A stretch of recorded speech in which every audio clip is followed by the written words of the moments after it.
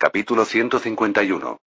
Eden no podía deshacerse de la sensación incómoda en su pecho. Aún así, se aferró a una pizca de esperanza mientras recorría la bóveda.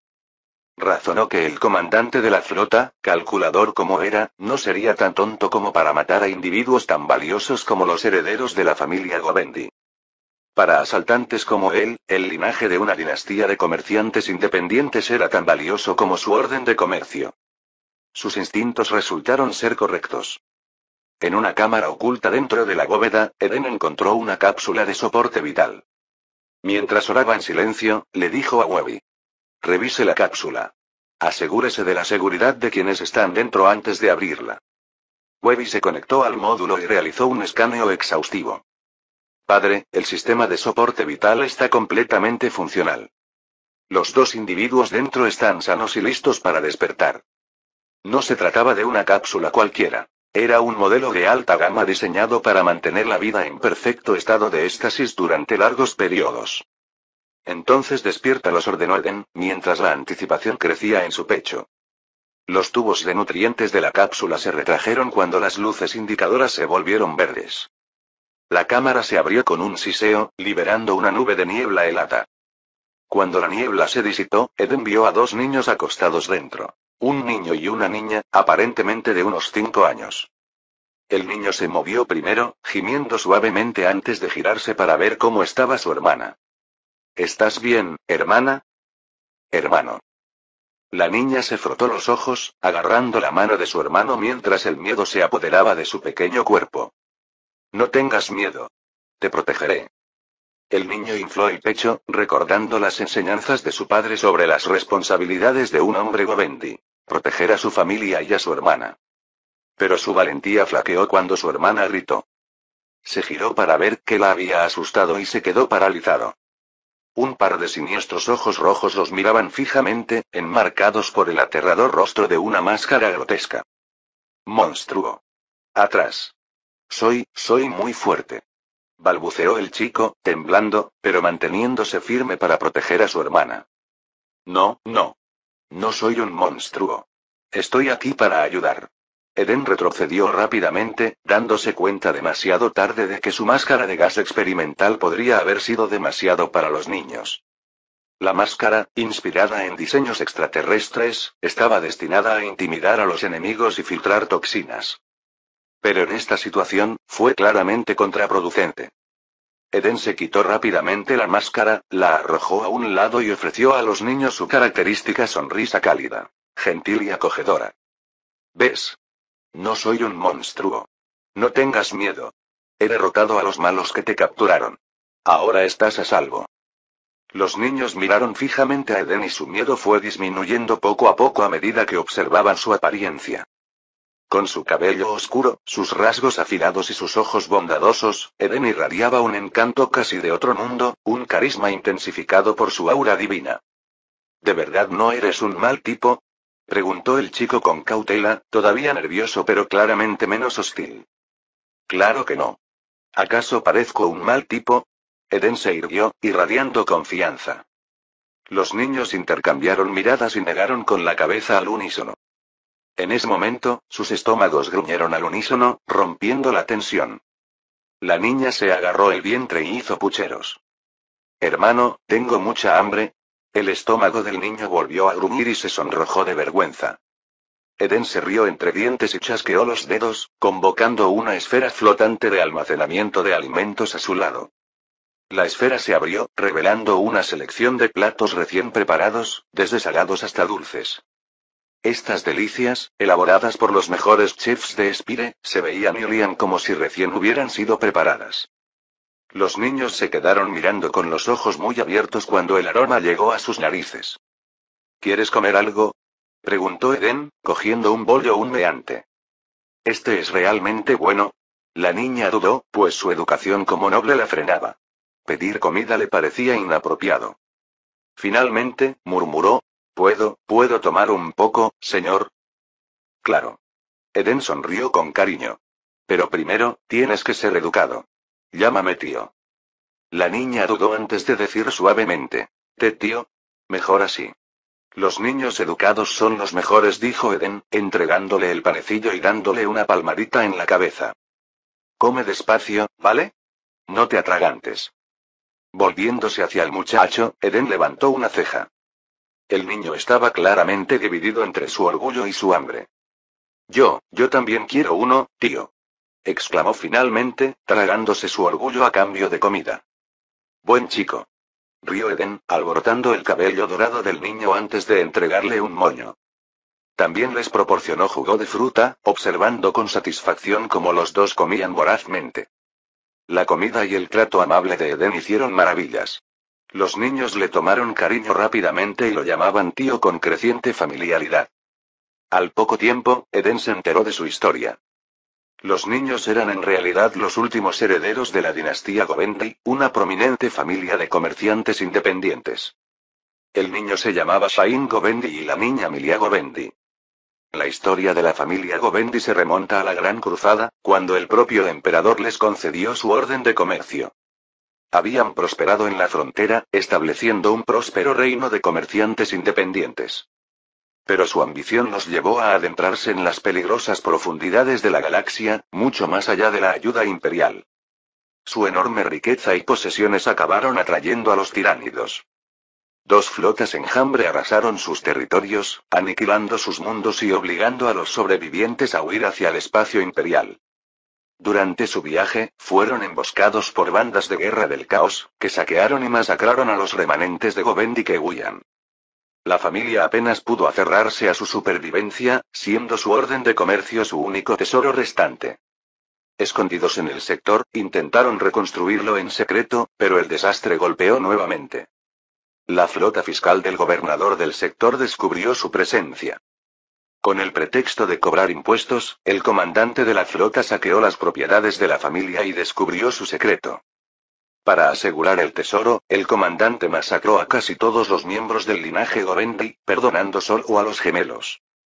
Luego los hermanos fueron puestos en éxtasis y escondidos en la bóveda. Mientras contaban su desgarradora historia, los ojos de Shaim ardían con lágrimas de rabia, mientras Milia se aferraba a Eden, sollozando incontrolablemente. Eden los consoló a ambos, dejándolos llorar hasta que sus emociones se agotaron. Una vez que se calmaron, los miró a los ojos y preguntó solemnemente. ¿Quieres venganza? Sí. Dijo Shaim con firmeza, su pequeño rostro lleno de determinación. Como hombre de la familia Govendi, no me rendiré, no importa lo difícil que sea. Bien, respondió Eden tomándoles las manos. El tío te ayudará a vengarte. Con esto, los condujo fuera de la bóveda. Capítulo 152. La puerta de la celda se abrió. Un interrogador entró, aseguró las ataduras del comandante de la flota y lo condujo a la cámara de interrogatorio. Sentado en la silla de tortura mecánica, una leve y fría sonrisa se dibujó en el rostro aterrorizado del comandante de la flota. Sabía que ese maldito gobernador planetario vendría por él otra vez. El comandante de la flota era plenamente consciente de su muerte inevitable. En tal situación, no esperaría ni permitiría que nadie pusiera sus manos sobre sus tesoros escondidos. Especialmente la preciosa licencia comercial que había robado laboriosamente después de masacrar a toda la familia Govendi. Por supuesto, en el proceso, había cometido ciertos actos atroces contra las mujeres de la familia. Atacar a la noble línea de sangre mercante imperial había sido un placer incomparable. Después de saquear a la familia Govendi, orquestó un accidente aéreo accidental para silenciar a sus cómplices y quedarse con el tesoro. La idea de que el gobernador pudiera poner sus manos en el premio que tanto le había costado ganar lo llenó de rabia.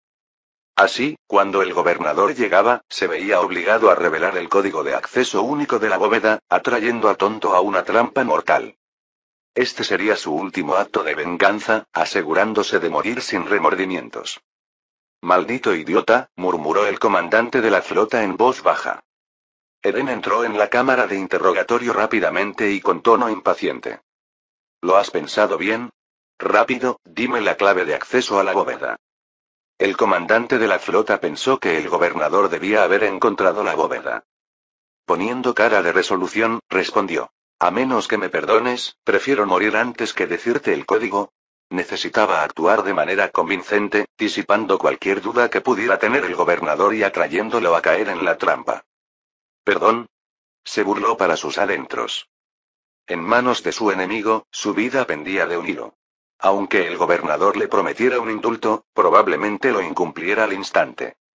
Después de todo, durante la masacre de la familia Govindi, había prometido perdonar a su linaje restantes y entregaban la licencia.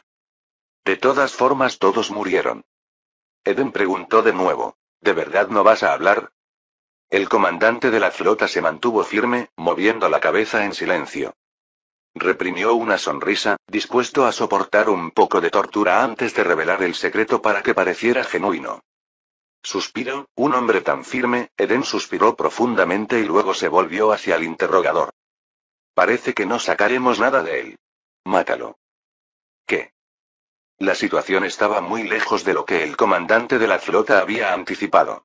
Al ver que el interrogador levantaba una pistola de tortura eléctrica, listo para apretar el gatillo, el comandante de la flota entró en pánico. Espera. Hablaré. La contraseña especial es... No quiero oírlo. Eden interrumpió fríamente, haciendo un gesto para que el interrogador amordazara al comandante de la flota. Él no entendía por qué. ¿El gobernador había perdido la cabeza? Abrumado por el miedo a la muerte, lágrimas y mocos corrían por el rostro del comandante de flota. Luchó desesperadamente, pero no le salieron las palabras. El arrepentimiento lo consumía. ¿Por qué no había revelado la contraseña antes? Eden sonrió fríamente. Te sientes incómodo, ¿verdad? Bien. De eso se trata. Había estado jugando todo el tiempo. Eden ya sabía el plan del comandante de la flota. Usar la contraseña para tender una trampa. Sin que el comandante de la flota lo supiera, la bóveda ya había sido vaciada. Eden se inclinó hacia él. ¿Quieres saber por qué? El comandante de la flota asintió furiosamente, desesperado por respuestas, incluso si eso significaba la muerte. Pero lo único que consiguió fue: no te lo voy a decir. Los esfuerzos del comandante de la flota se volvieron frenéticos. Eden, imperturbable, se dio la vuelta y salió de la cámara. El interrogador le inyectó un suero al comandante de la flota, una droga diseñada para amplificar la agonía física y mental. Luego conectaron la pistola de tortura eléctrica a la silla. Intensas corrientes recorrieron su cuerpo causándole un dolor insoportable. El mayor tormento, sin embargo, era mental. Lleno de un arrepentimiento infinito, curiosidad y desesperación, el comandante de la flota encontraría su fin consumido por estas emociones. ¿Por qué? Dime. Gritó internamente mientras la muerte se acercaba. Nunca obtendría una respuesta. Déjalo sufrir. Era lo que se merecía. Fuera de la sala de interrogatorio, Sain cubrió los ojos de su hermana, mirando a su enemigo con odio. Finalmente, el comandante de la flota pereció angustiado y su cuerpo quedó reducido a restos carbonizados. Vamos.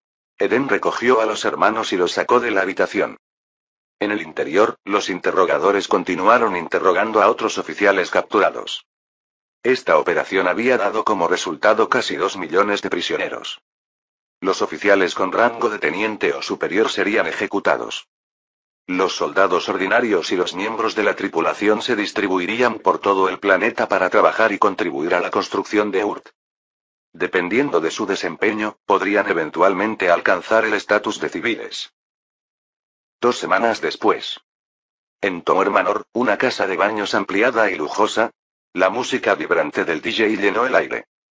La espada se alza para resolver rencores, las mangas se rozan bajo la luz de la luna, el viento del oeste esparce pétalos, descansar sobre cuchillos y espadas no trae paz. En el escenario, las luces destellaron mientras un grupo de bellezas de primer nivel provenientes de varios planetas realizaban un baile enérgico. Ah, esa maldita pero familiar sensación. El Eden se estiró perezosamente, contento. Se quitó las gafas de sol, se sentó y bebió un sorbo de jugo de un vaso cercano.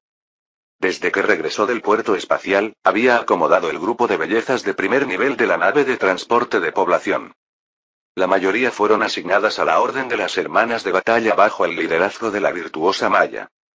El resto se unió a varios grupos dentro de Tomor Manor, grupos de baile, personal de secretaría o equipos de limpieza, para mantener sus operaciones. Al observar a los fascinantes bailarines, Eden no pudo evitar suspirar. Por el bien del imperio, soportaría en silencio esta carga. Capítulo 153. El exterior del monstruoso buque de guerra era una amalgama de chatarra y clavos, colocados desordenadamente como el sueño febril de un depósito de chatarra. Algunas partes del casco ni siquiera estaban soldadas, sino unidas por gruesos alambres de hierro. Mientras la nave de guerra avanzaba a través de la disformidad, se balanceaba violentamente en todas direcciones, como si fuera a desmoronarse en cualquier momento. Viajar a través de la disformidad en una nave así infundiría terror en cualquiera. Esto era como realizar acrobacias imprudentes frente a la mismísima muerte, con el riesgo de ser aniquilado por completo en cualquier momento. Sin embargo, los pasajeros a bordo de esta grotesca embarcación no mostraron miedo. En cambio, gritaron con alegría. ¡Uaak! Estos eran orcos, una de las especies más temibles de la galaxia. La nave estaba repleta de una banda de guerra orca entera, un desastre que ninguna civilización humana podría soportar fácilmente. Los orcos, a menudo llamados burlonamente pieles verdes, eran creaciones guerreras de los antiguos. Su apariencia se asemejaba a la de bestias humanoides salvajes, pero su verdadera naturaleza era la de un hongo psíquico altamente adaptable. Los orcos eran extraordinariamente resistentes, con cuerpos que podían soportar heridas fatales para los humanos, a menudo restándoles importancia como si fueran simples rasguños. Lo que hacía únicos a los orcos era su naturaleza psíquica. Cada orco era un psíquico nato, pero su red psíquica funcionaba independientemente de la disformidad. En lugar de ello, operaban en un campo Baag localizado, una forma de resonancia psíquica colectiva. Cuando suficientes orcos creían en algo, su poder psíquico colectivo podía manifestarlo en realidad. Este poder, humorísticamente llamado la fuerza creo, podía convertir lo absurdo en alcanzable. Por ejemplo, los orcos creían que ganar batallas los hacía más fuertes, mientras que los perdedores eran débiles y lamentables. Esta creencia provocó un ciclo de retroalimentación en su campo psíquico, permitiendo el crecimiento físico e incluso cambios evolutivos después de las victorias. Por el contrario, los orcos que sufrían derrotas o no podían luchar se debilitaban y encogían. Su mantra era simple. Nacimos para luchar y ganar. La reproducción de los orcos era tan asombrosa como su fisiología. Los orcos adultos esparcieron esporas inconscientemente a su alrededor. Estas esporas se convirtieron en enormes colonias de hongos, incubando embriones orcos en vainas de raíces subterráneas. Una vez madurados, estos orcos se abrirían camino hasta la superficie, listos para la batalla. Esta reproducción basada en esporas significaba que los orcos eran casi imposibles de erradicar. Matar a uno solía provocar que muchos más brotaran en su lugar. Sin armas de alta temperatura para destruir las esporas, luchar contra los orcos a menudo resultaba en cuanto más matas, más crecen. A pesar de su comportamiento brutal, los orcos eran sorprendentemente astutos y poseían conocimientos tecnológicos avanzados. Los antiguos habían codificado enormes cantidades de experiencia técnica en sus ancestros genéticos, lo que les permitía adaptarse y luchar contra enemigos con cualquier nivel de tecnología. Mientras luchaban, los orcos aprendieron continuamente y desbloquearon nuevas capacidades tecnológicas. Su tecnología, aunque rudimentaria, era muy eficaz. Los Mechboys orcos podían ensamblar maquinaria funcional usando chatarra y pura creencia, impulsados por la fuerza del creo. Por ejemplo, un orco armado con un garrote podría, con el tiempo, reunir piezas para crear armas de fuego, vehículos blindados o incluso enormes buques de guerra. Los Mechboys más brillantes podrían construir satélites de batalla. Enormes estaciones orbitales capaces de albergar ejércitos enteros y funcionar como armas de destrucción masiva. Para los orcos, la vida giraba en torno a la lucha. Consideraban la muerte no como una tragedia, sino como una parte natural de su violenta existencia. Su filosofía era simple. Lucha más, haz crecer a más chicos y construye un Daka más grande. El estilo de vida de los orcos era un ciclo interminable de luchas, saqueos y celebraciones de sus victorias. Para otras especies, sin embargo, fueron un apocalipsis de piel verde. Cuando veías un solo piel verde, era probable que hubiera miles más cerca. La única opción viable era huir o pedir refuerzos al imperio. Si ni siquiera la Armada Imperial pudiera manejar la amenaza, un exterminatus podría ser la única solución, si aún hubiera tiempo. En la disformidad. A bordo del buque de guerra orco Col Crusa, de 10 kilómetros de largo, un orco imponente, de más de 3 metros de altura, se encontraba junto a una ventana de observación. Vestido con una armadura exoesquelética de gran tamaño, este era Big Claura, el jefe de guerra de la tribu. El más grande, el más malo y el más verde de todos. En cuanto al nombre Big Claw, era un homenaje a la enorme garra amarilla en su armadura, manchada de sangre, un arma capaz de atravesar la armadura de Terminator. Esta arma icónica fue creada por un equipo de Mechboys bajo el mando de Ura. Habiendo devastado un planeta agrícola al ascender, Ura no estaba satisfecho con una a pequeña escala. Buscó batallas mayores. Liderando su partida de guerra, abordó el Col Crusa. Y se embarcó en una épica cruzada Uaak. Ura entrecerró los ojos, no por pensar, sino porque los vientos de la disformidad eran fuertes. Así es, el Col Crusa no estaba sellado. La ventana de observación carecía de vidrio protector de aleación. Incluso con un campo gellar y escudos en su lugar, las tormentas de energía se filtraron. Cerca de allí, un grupo de Gretchin se apresuró a avanzar, temblando mientras llevaban un gran mapa. Uno de ellos chilló cuando una ráfaga de viento lo arrastró hacia las turbinas eléctricas del barco, convirtiéndolo en papilla. El resto siguió adelante, más aterrorizado por Ura que por la tormenta. Finalmente llegaron hasta él y depositaron el mapa a sus pies. Ura lo agarró y le dio una patada al Gretchin. Entrecerró los ojos para mirar el mapa. Un caos de garabatos y marcadores de sistemas estelares sobre un pergamino. ¡Uaak! Rugió Ura, frustrada. Ve a pelear allí. Señaló con el dedo un punto al azar, perforando el mapa, y se lo entregó a un Mechboy. El Mechboy lo miró, lo empujó hacia el Gretchin y se dirigió al timón. No importaba si entendían el mapa. La fuerza de Irrecon los guiaría. Si alguien pudiera descifrar el mapa, vería el objetivo elegido por Ura. El sector Goliath. Alarmantemente cerca de Urt. Para Urt, esto significó un desastre. El Col Crusa giró bruscamente, acelerándose hacia su destino. Capítulo 154. A bordo del buque de guerra orco. Demasiado lento. Demasiado lento. El barco necesita ir más rápido. Sentado en el trono del puente, el jefe de guerra Big Claura rugió con impaciencia. Estaba ansioso por llegar a su destino. El sector Goliath, donde se encontraba Urt. Mientras Ura desahogaba su frustración, el esquiga a sus pies ladró al unísono. El garrapata, una criatura parecida a un perro, sin pelo y con piel carmesí, gruñó y su enorme boca esparció saliva corrosiva que chisporroteó al entrar en contacto con el suelo. Ninguno de los orcos prestó atención a los vapores ácidos. Debajo del trono, el Mechboy asintió con entusiasmo. Jefe, haré que el barco vaya más rápido. Esta nave de guerra era el orgullo y la alegría del Mechboy. Por absurdas que fueran las ideas del caudillo, el Mechboy podía hacerlas realidad. El Mechboy regresó al enorme taller mecánico a bordo de la nave. A los ojos humanos, el taller parecía un enorme depósito de chatarra, con enormes pilas de chatarra y piezas desechadas. Pero para el Mechboy, era un paraíso de inspiración. Las armas y artilugios de los Orkboys nacieron aquí, construidos a partir de estos montones de chatarra. Para los orcos, adquirir o mejorar armas no era gratis. Requería mucho esfuerzo. Los teeth, dientes de orco, eran su moneda. Para conseguir más dientes, un orco simplemente tenía que pelear, noquear a otro orco y robarle sus dientes. Cerca de un montón de chatarra, dos Mechboys estaban enfrascados en una pelea ruidosa y estruendosa, rodeados de orcos que los vitoreaban. Dale una paliza. Aplasta su cara. Quítale los dientes. De vez en cuando, un orco astuto se sumaba a la pelea y asestaba un golpe furtivo a ambos luchadores antes de retirarse entre la multitud, fingiendo inocencia. Oye. Ese es un idiota astuto. Agárralo.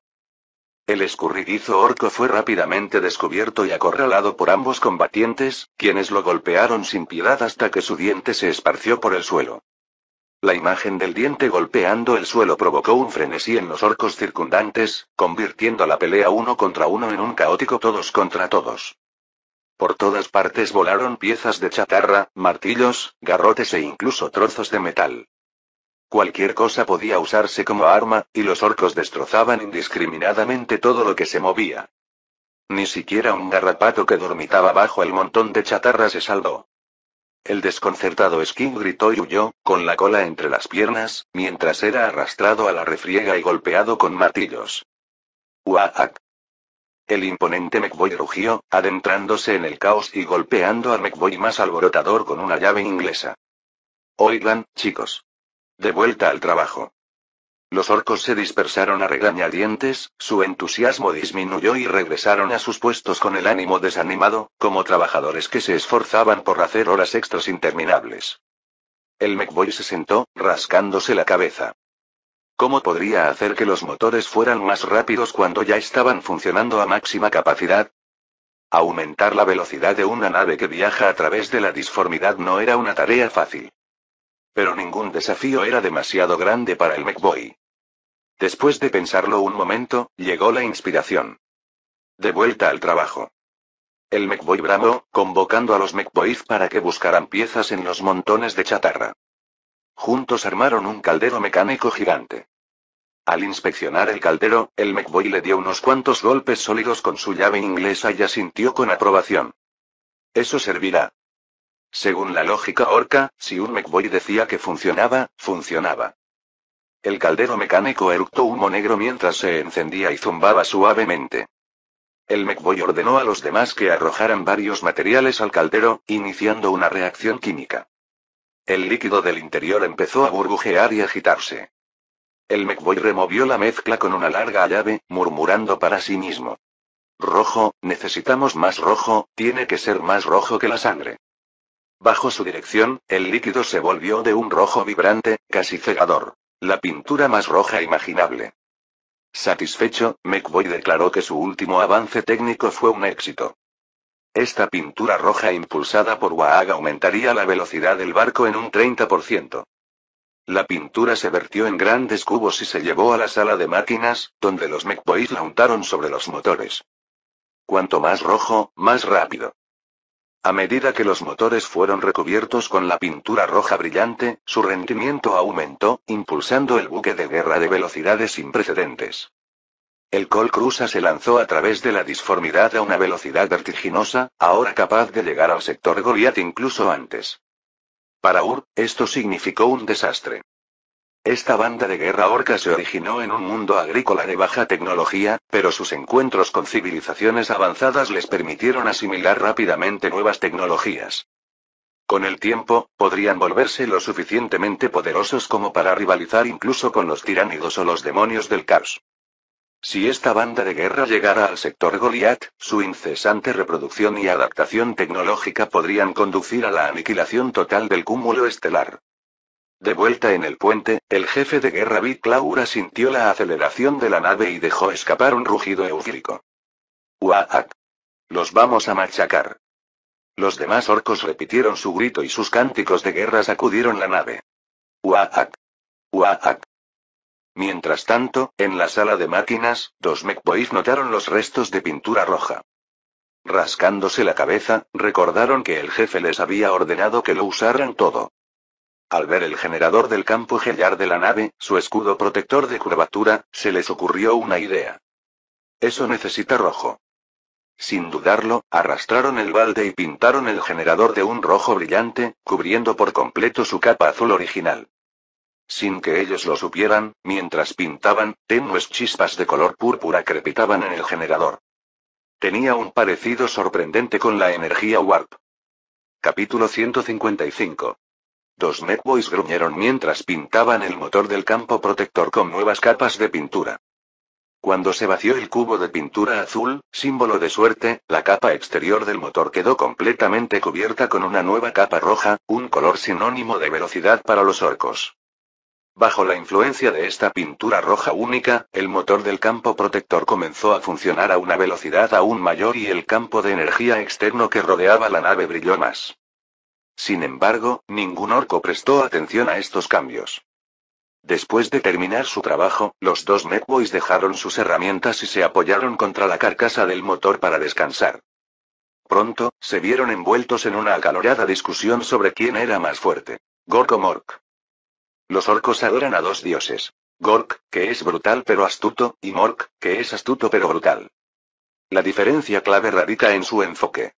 Mork te golpea cuando no estás mirando. Gork golpea más fuerte cuando lo ves venir.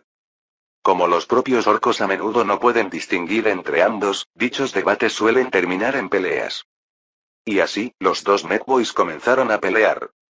Al principio, intercambiaron puñetazos en la cara.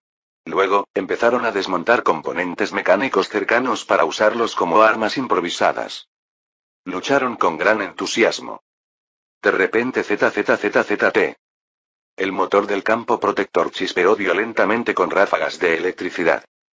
Despojado de su afortunada capa azul, el motor quedó expuesto a las fuerzas corrosivas de las energías de la disformidad. Esta anomalía interrumpió el duelo de los Netboys. Aterrorizados, inmediatamente dejaron caer sus armas improvisadas y salieron corriendo de la sala de máquinas, con la intención de informar al Gran Mech sobre el problema.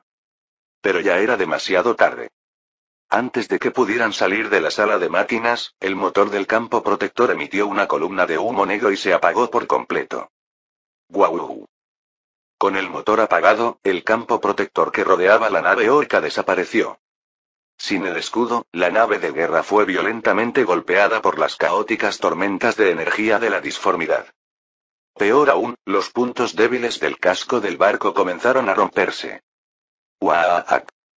Los dos Netboys fueron arrojados fuera de la nave y desaparecieron en la disformidad sin fin. Las brechas abiertas en el casco provocaron que cada vez más orcos fueran expulsados, flotando indefensos en la extensión de la disformidad. Algunos pedazos de la estructura del buque de guerra, que aún transportaba orcos combatientes, fueron arrancados y arrojados al vacío. Aquellos con la suerte de aterrizar en una nave espacial podrían continuar su existencia en otro lugar, pero muchos estaban condenados a perderse para siempre. Dentro de la nave, los orcos se aferraban desesperadamente a cualquier cosa estable, luchando contra la atracción de la tormenta para evitar ser arrojados. El buque de guerra gimió bajo la inmensa presión, acercándose al punto de ruptura. En el puente del barco, el líder orco, Big Meta Claw, clavó su enorme garra metálica en la cubierta para anclarse. Rugió furiosamente. ¡Uaaak! De repente, una luz apareció delante. Zumbido. El espacio se distorsionó cuando la nave de guerra salió de la disformidad y reingresó al espacio real. Ahora a la deriva entre las estrellas de la galaxia, la maltrecha nave se deslizó hasta detenerse. Esto señaló que la flota orca había llegado a su destino, el sistema Goliath, el mismo día en que las fuerzas de Urk se enfrentaron a la flota de impuestos. Una vez que la nave se estabilizó, Big Meta Claw se levantó de su trono y caminó pesadamente hacia la ventana de observación, contemplando la extensión estrellada. Con entusiasmo, declaró. Estamos aquí. Los innumerables orcos a bordo estallaron en vítores ensordecedores y sus rugidos combinados sacudieron la nave. Pronto, sus ondas detectaron un mundo civilizado cercano, Urk. En medio de las frenéticas celebraciones de los orcos, Daclaw emitió su orden. Chicos, destrozadlo todo ahí abajo. ¡Uaaak! La flota orca se preparó para desatar la destrucción sobre los débiles humanos de abajo.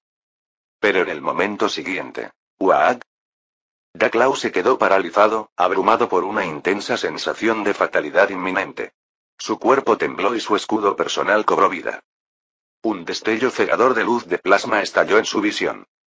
Desde la superficie de Ur, una ojiva de plasma salió disparada, recorriendo millones de kilómetros en un instante para atacar la nave de guerra orca. Normalmente, los escudos azules de la suerte de los buques de guerra orcos podrían mitigar incluso los ataques más feroces o desviarlos por completo. Pero este barco había perdido su escudo. ¡Bum! Acompañada por una brillante luz de plasma azul, la ojiva se encendió como una estrella en miniatura.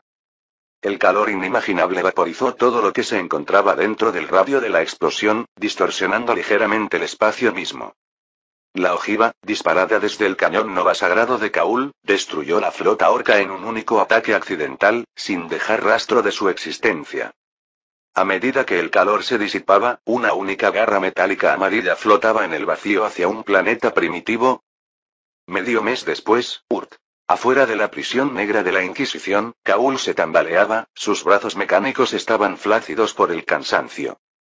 Ese disparo valió la pena, murmuró, aunque su confinamiento le había enseñado a moderar sus travesuras. Kaul, eres libre de irte, dijo DeVille con frialdad y tono inmutable. A partir de ahora estarás bajo vigilancia más estricta.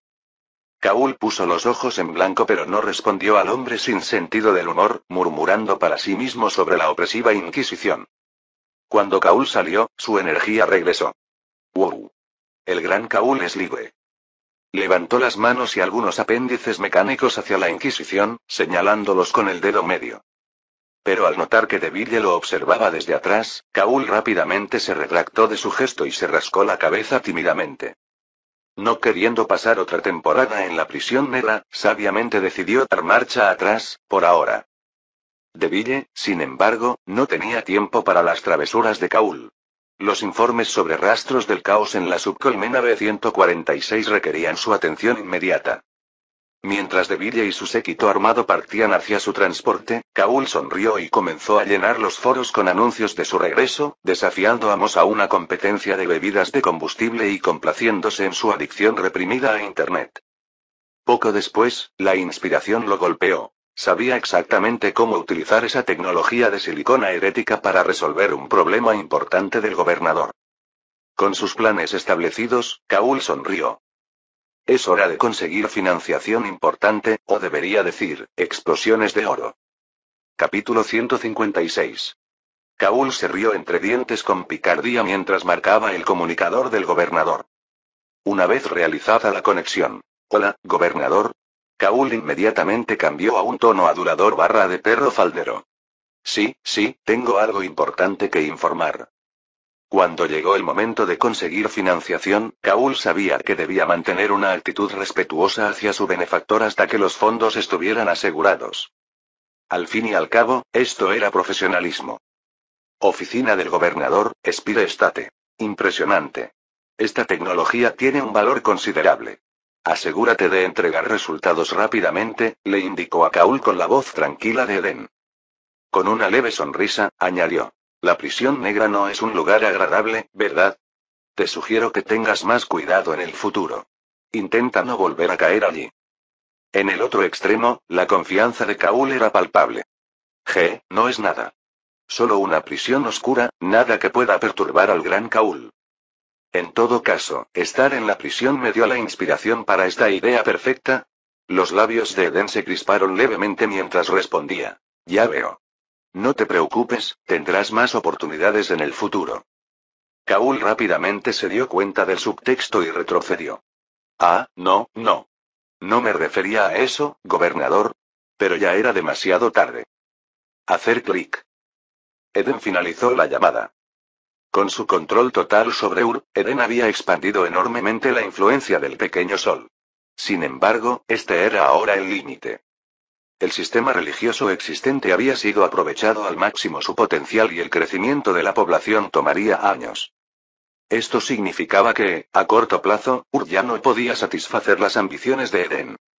Esta falta de crecimiento lo hizo sentir vulnerable. En las últimas semanas, Eden había realizado varias incursiones en la disformidad, buscando información sobre el estado actual de la galaxia. Antes de llegar a este mundo, Eden había sido simplemente un general de la nube, con un conocimiento limitado de la línea de tiempo detallada de la era de la Gran Grieta.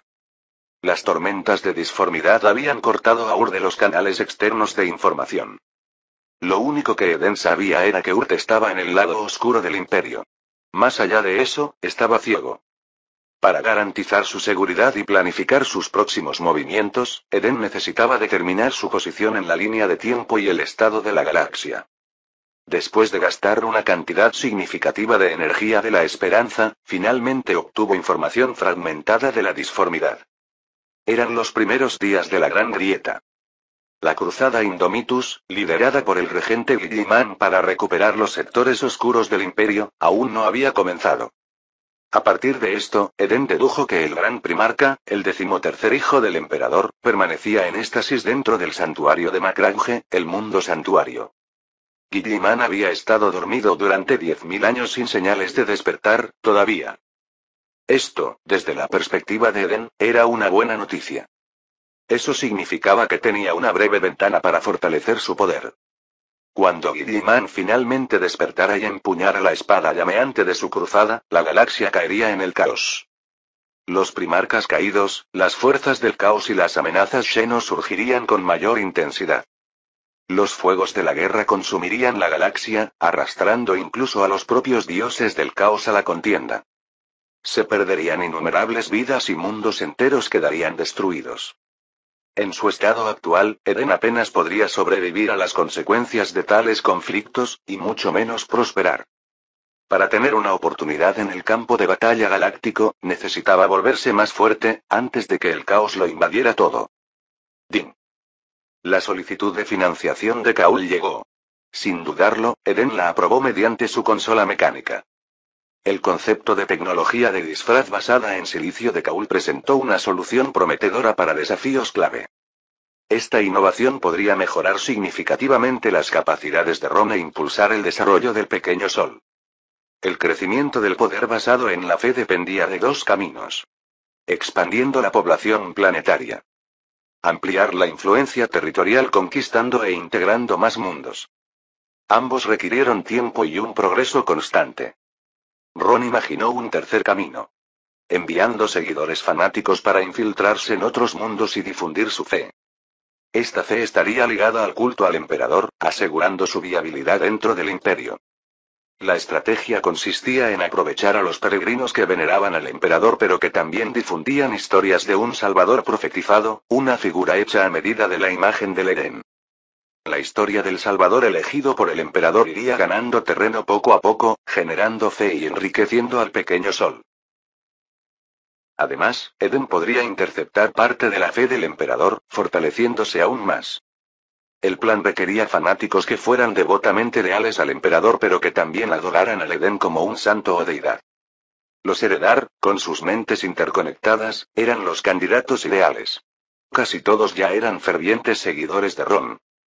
Gracias a su resiliencia de mente colmena, podían operar bajo extrema presión sin traicionar ninguna información.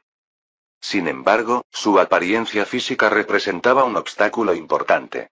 Las sutiles crestas craneales de los Heredar los identificaban como no humanos, haciéndolos visibles en las sociedades dominadas por los humanos. La tecnología de disfraz basada en silicio de Kaul prometía una solución. Al integrar nanosilicio en su carne, los Heredar podían ocultar por completo sus anomalías físicas. Ni siquiera los escáneres más avanzados detectarían las modificaciones. En casos de amenaza extrema, los nanitos podrían autodestruirse, destruyendo sus cuerpos y rastros genéticos. Este mecanismo de autodestrucción no dejaría evidencia, algo así como un milagro divino. Además, a través de la red de colmenas, Eden podía monitorear las actividades de los Heredar, incluso viendo el mundo a través de sus ojos. Con un mayor gasto de energía de la esperanza, podría poseer temporalmente sus cuerpos. Disfrazados de peregrinos o misioneros, los Heredar podían infiltrarse en innumerables mundos y difundir la fe en la narrativa del Salvador del Edén. La eclesiarquía de Urt ayudaría a legitimar sus credenciales. Eden anticipó que esta operación expandiría rápidamente la influencia del pequeño Sol a través del espacio real, generando una vasta energía de fe. Una vez que Kaul completara su investigación, la primera ola de fanáticos Heredar disfrazados sería enviada a Matirá, la capital del sector. Se infiltrarían en las clases bajas de Matirá, difundiendo el mito del Salvador y sentando las bases para la dominación futura. Din. Llegó otro correo electrónico, lo que provocó que Eden frunciera el ceño mientras leía su contenido. Capítulo 157. El correo electrónico era de Kaul. Solicitó trasladar su taller Mechanicus de la colmena superior a una instalación más grande en una nueva ubicación. El plan requería una enorme cantidad de recursos. Mientras Eden revisaba la lista de recursos adjunta, se rió entre dientes. El clásico Kaul. Siempre tentando a la suerte. Poco después, Kaul llamó directamente, con su voz llena de adulación. Gobernador, ¿revisó mi propuesta? El proyecto de tecnología de disfraz basada en silicio requiere equipo más avanzado, por lo que construir un taller Mechanicus más grande es absolutamente necesario. Kaul claramente tenía como objetivo asegurar una financiación masiva para su proyecto favorito. Lo estoy revisando, respondió Eden. Pero algunos de los recursos mencionados parecen poco realistas. Te doy una sugerencia. Kaul entró en pánico, pensando que esto significaba un recorte presupuestario. Su tono se volvió aún más adulador. Por favor, gobernador, estoy atento. Pero debo enfatizar que estas son instalaciones fundamentales y esenciales. Realmente no se pueden reducir más. Eden meneó la cabeza riéndose. Estás pensando en algo demasiado pequeño, Kaul. ¿Pedir solo esto? No es suficiente, ni de lejos. La próxima vez no te molestes en presentar propuestas tan miserables o tendré que reprenderte. Kaul se quedó desconcertado. Entonces, ¿estás diciendo que debería pedir más? En el pasado, las solicitudes de financiación eran una batalla. Kaul tuvo que negociar, llegar a acuerdos e incluso inflar sus cifras iniciales para conseguir suficientes recursos. Para asegurarse de obtener lo que necesitaba, Kaul solía duplicar sus presupuestos. Aún así, solo conseguía un poco más de lo que realmente necesitaba, ampliando gradualmente su taller. Eden suspiró. Claro. Kaul, déjame criticarte. ¿Cómo puedes alcanzar la grandeza si eres demasiado tímido para pedir la financiación adecuada? Kaul no tenía idea de cuánto excedente tenía ahora Ur después de su última conquista. Una flota y recursos de múltiples planetas habían llenado cada instalación de almacenamiento.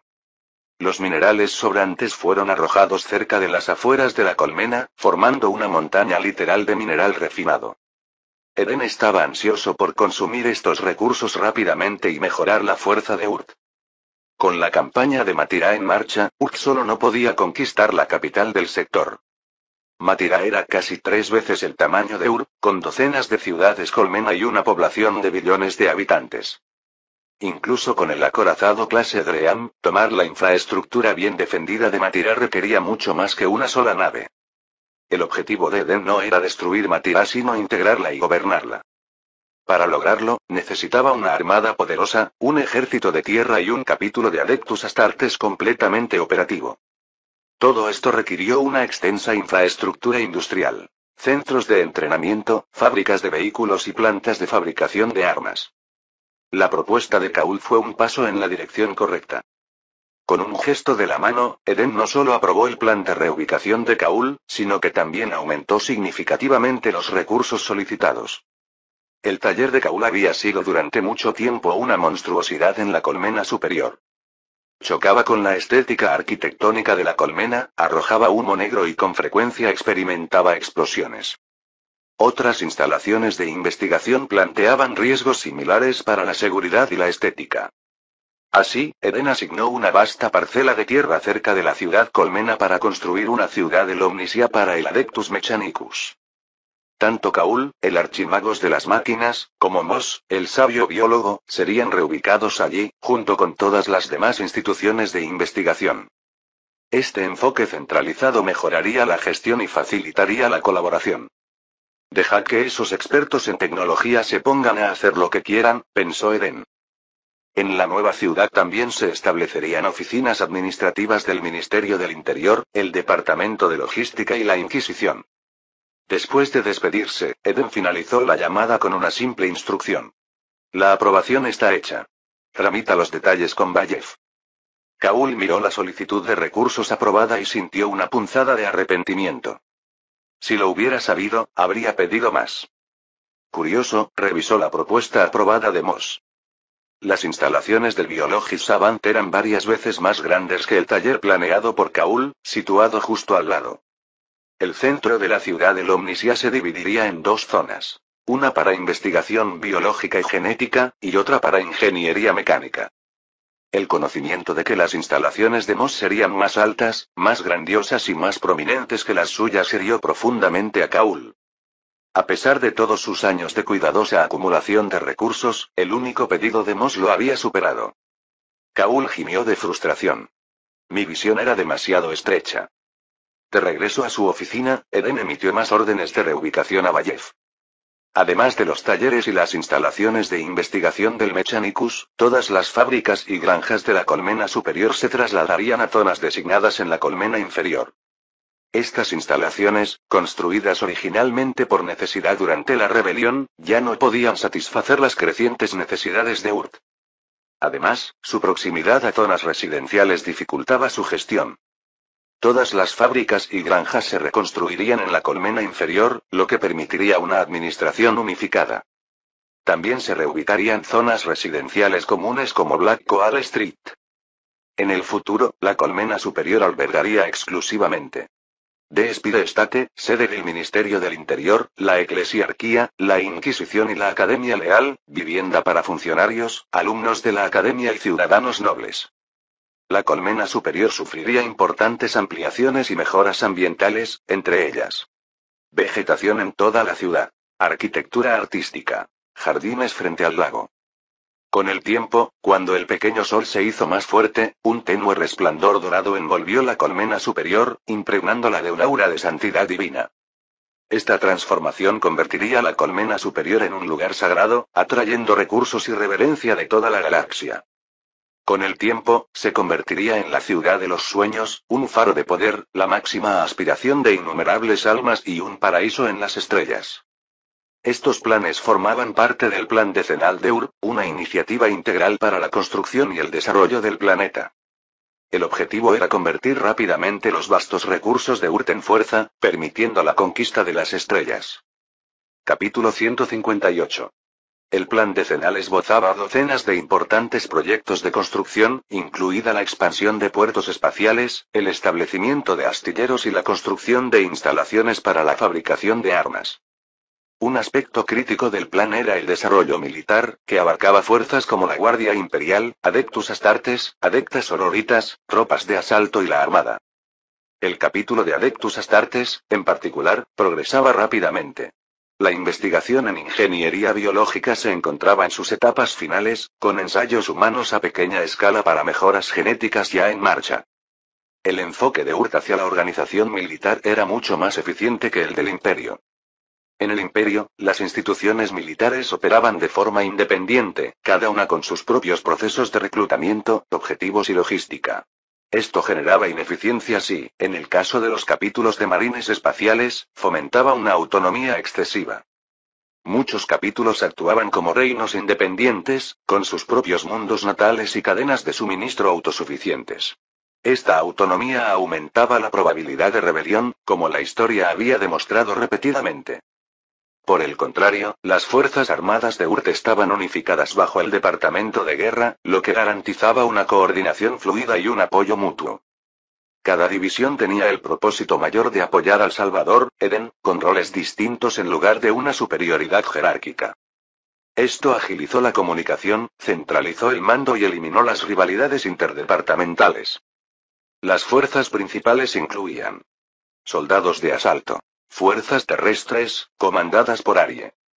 Flota de la Armada. Fuerzas espaciales, comandadas por Caes. Ángeles del Vacío. Capítulo de Adeptus Astartes, liderado por el Duque. Hermanas de Batalla. Adeptas Sororitas, lideradas por Maya. Personal auxiliar, como sacerdotes eclesiásticos y tecnosacerdotes mecánicos, se integraban en estas unidades según fuera necesario. Con la estructura de mando establecida, Eden delegó las operaciones militares al Departamento de Guerra.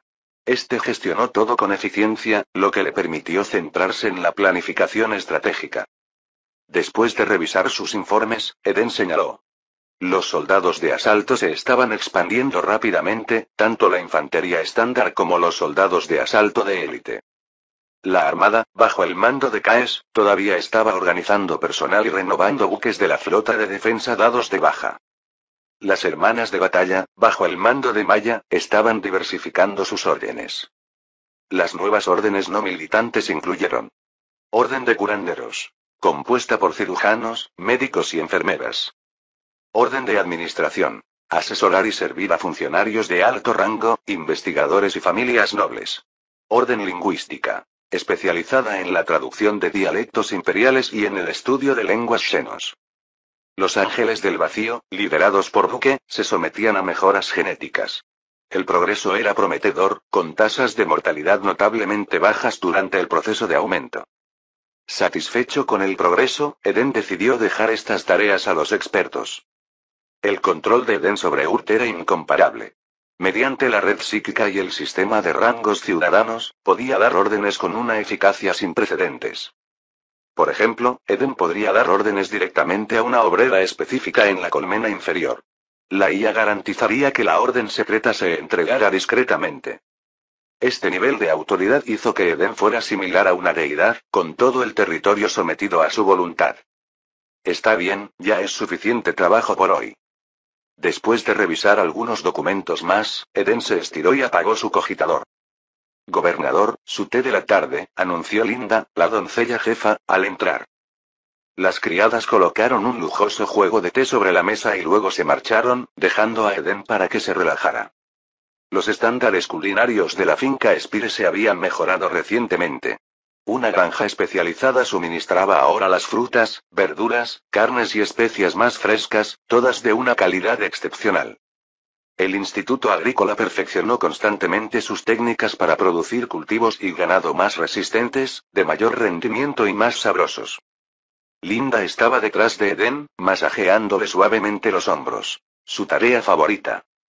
Como jefa de sirvientas, Linda rara vez se preocupaba por el mundo exterior. Su universo giraba en torno a la finca Spire, un microcosmos que parecía una pequeña ciudad. La finca albergaba a decenas de miles de personas cuidadosamente seleccionadas, muchas de las cuales provenían de familias que habían servido en la finca durante generaciones. Para ellos, servir al Eden fue un privilegio y un sueño cumplido. ¿Cómo está la presión?, preguntó Linda suavemente. Perfecto, respondió Eden, saboreando el masaje. Las mejoras físicas de Eden eran sutiles, conservando la forma humana al tiempo que permitían una amplificación psíquica temporal durante el combate. A diferencia de los primarcas, que llevaban armaduras engorrosas y a menudo sacrificaban placeres humanos básicos, Eden eligió disfrutar de la vida. No podía imaginarse soportar la incomodidad de estar sentado en una oficina vestido con una pesada armadura de placas. Tras años de conflicto incesante, Urk por fin disfrutaba de un período de estabilidad. Eden no veía ningún inconveniente en disfrutar de un merecido lujo. Mientras saboreaba un bocado de helado de bayas, un pensamiento cruzó por su mente. El emperador. El emperador, eternamente atado al trono dorado, soportó un tormento sin fin. ¡Qué tragedia!, murmuró Eden, con los ojos empañados. Algún día, prometió, encontraría una manera de liberar al emperador y ofrecerle el retiro que merecía. Eden dio otro mordisco al macarrón y abrió una lata de refresco frío, especialmente desarrollado por el Instituto de Investigación Alimentaria. Se rió entre dientes, recordando los caóticos experimentos que involucraban carne de ganado con insectos. Las larvas parásitas que corrían por el laboratorio llevaron a Eden a exigir una instalación de investigación separada para este tipo de proyectos.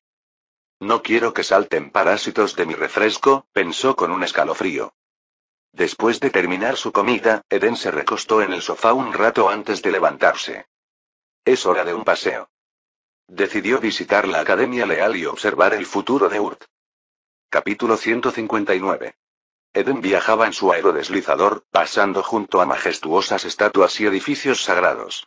A ambos lados del camino, los trabajadores plantaban flores, arbustos y árboles como parte de un enorme proyecto de paisajismo. Algunos de los imponentes árboles, de más de 10 metros de altura, requirieron maquinaria pesada para su plantación. Estos árboles eran productos del Instituto de Investigación Botánica y eran más que simplemente decorativos.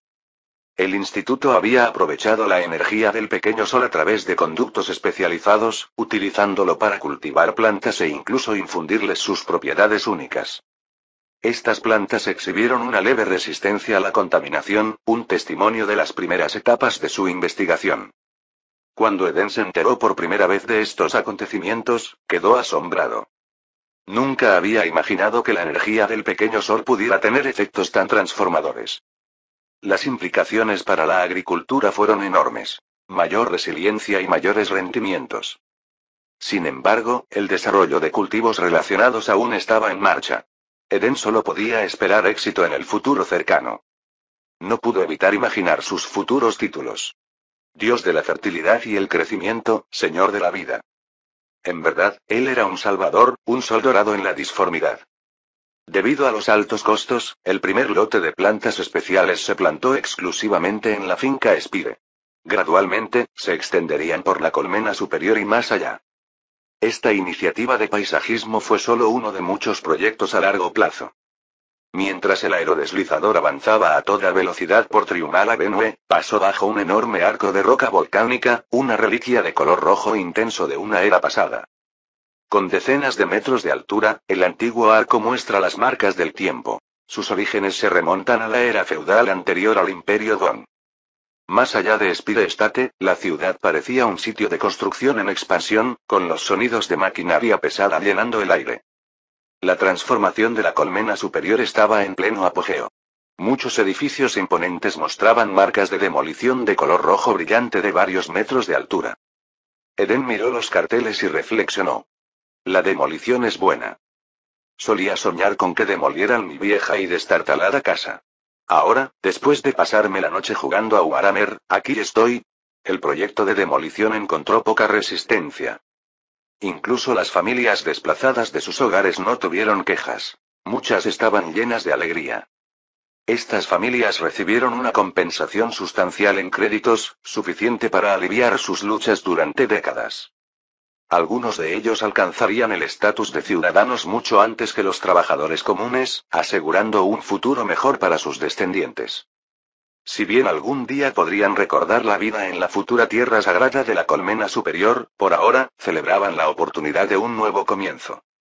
Hace 15 años, la gran catástrofe y el caos habían creado oportunidades sin precedentes para la movilidad social. Innumerables refugiados de la colmena inferior habían entrado en la colmena superior, y muchos de ellos se convirtieron en la columna vertebral del reino. Arye, comandante de las tropas de asalto, fue un claro ejemplo. Arye, que en su día fue un residente de la colmena inferior, se convirtió en una de las figuras más influyentes de Urt. Después de la demolición, la mayoría de los ciudadanos regresarían a la colmena inferior, recuperando sus lugares originales en la sociedad. Arriba, los escudos del vacío ocasionalmente brillaban con energía. Los rayos de las lanzas del vacío perforaron los cielos, alcanzando objetivos invisibles en el vacío. Las tripulaciones del Adeptus Mechanicus estaban construyendo y afinando el sistema de defensa, sentando las bases para un conjunto defensivo de varias capas. Tomemos esa ruta, ordenó Eden, señalando una zona de demolición. El aerodeslizador giró hacia un barrio de chabolas donde los trabajadores desmantelaban estructuras con ayuda de maquinaria.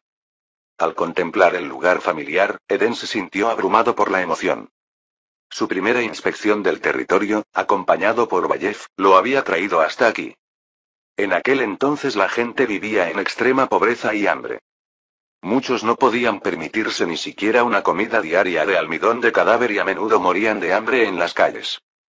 Sus ojos solo reflejaban desesperación, entumecimiento, miedo e incluso odio. Eden había visto a gente colapsar de hambre, sus cuerpos arrastrados por soldados de logística con armadura negra para ser procesados para extraer humedad y bioproteínas. En ese momento, no podía hacer nada para cambiar nada. Ahora todo era diferente. Los trabajadores se detuvieron un momento para mirar el aerodeslizador dorado del gobernador. Reprimieron su excitación, ofreciendo breves saludos llenos de reverencia y esperanza antes de reanudar sus tareas. Según el manual del trabajo, a las personas se les permitía saludar al único exaltado bajo ciertas circunstancias, pero se desalentaban las interrupciones prolongadas. La verdadera gratitud y respeto se demostraban a través del trabajo duro y el cumplimiento de los propios deberes. La diligencia de los trabajadores reflejaba una esperanza recién descubierta. Ya no pasaban hambre y podían sustentar a sus familias mediante un trabajo honesto. Sabían que décadas de trabajo duro podrían elevarlos al estatus de ciudadanos, garantizándoles acceso a mejores recursos. Si trabajaran aún más duro, podrían garantizar un futuro más brillante para sus hijos. Entre ellos había prisioneros de guerra sin ciudadanía. Estas personas trabajaron con un entusiasmo inigualable, sabiendo que el éxito en su labor les permitiría obtener la ciudadanía. Cuando las personas creyeron que sus esfuerzos serían recompensados, se motivaron excepcionalmente, especialmente en el brutal crisol de la galaxia. Eden sonrió con satisfacción. He construido una sociedad donde los salarios se pagan a tiempo y las horas extras siempre se compensan. Gracias a la red psíquica, toda la nómina se rastreaba y distribuía al instante. Los salarios atrasados o impagos eran cosa del pasado. Aparte del Eden, nadie podía interferir con este sistema. Después de recordar por un momento, Eden ordenó al aerodeslizador que activara el modo de vuelo, acelerando hacia su destino. Pronto, el aerodeslizador llegó a la Academia Leal. Más allá de sus grandes puertas intrincadamente talladas, la mirada de Eden se vio atraída por una magnífica estatua sagrada que se elevaba sobre el campus. Capítulo 160. Una imponente estatua de 50 metros se alzaba orgullosa en el patio de la academia, con su superficie dorada e incrustada con piedras preciosas, brillando con fuerza bajo el sol. Era un símbolo de santidad y compasión. Eden inclinó ligeramente la cabeza y miró la estatua con satisfacción. Majestuoso, con un toque de benevolencia, exhibiendo el valor del Salvador. Verdaderamente digno de reverencia. De hecho, la estatua no representaba a nadie menos que a él mismo. San Eden. Su título completo era el único Salvador designado por el emperador, el gran y misericordioso San Eden. La fe prosperaba gracias a dos pilares esenciales. Una imagen convincente y la gravedad ceremonial. Una imagen vívida e imponente se grabó en la mente de las personas, mientras rituales intrincados disciplinaban sus pensamientos y acciones, volviéndose eventualmente instintivos. Juntos, estos elementos cimentaron la creencia. Por esta razón el imperio construyó maravillas monumentales, erigió estatuas y diseñó ceremonias elaboradas. Para fortalecer la fe correcta y evitar que las mentes se desviaran hacia lo impensable. Más importante aún, tales prácticas preservaron el control. Ahora que Urt había entrado en un período estable, difundir la fe en el Salvador designado por el emperador se había convertido en una prioridad absoluta. Aglutinarse tras el estandarte del emperador era una reivindicación irrebatible de legitimidad. Si Eden no se apropiaba de esa posición moral superior, otros lo harían y, con ella, le lanzarían rondas explosivas desde arriba.